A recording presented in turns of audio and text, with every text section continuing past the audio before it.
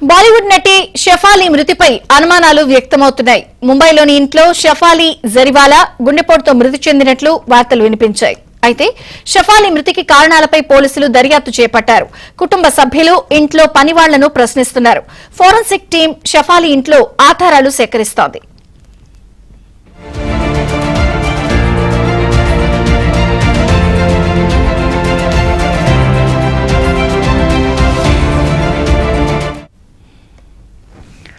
కాగా నిన్న రాత్రి షెఫాలి అస్వస్థతకు లోనైనట్లు తెలుస్తోంది.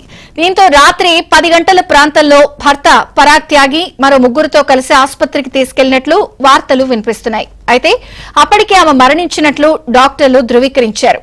మృతదేహాన్ని కూపర్ ఆసుపత్రికి తరలించారు. అయితే షెఫాలి మృతి గల కారణాలను ఇంకా నిర్ధారించలేదని పోలీసులు చెబుతున్నారు.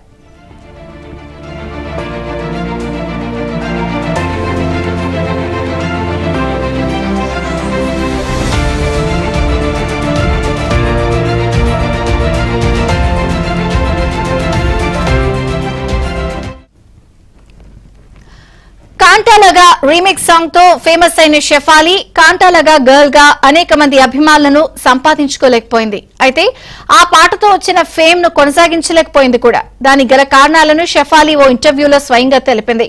తాను 15 ఏళ్లుగా మూర్ఛ సంబంధిత వ్యాధితో బాధపడుతున్నట్లు షెఫాలి తెలిపింది.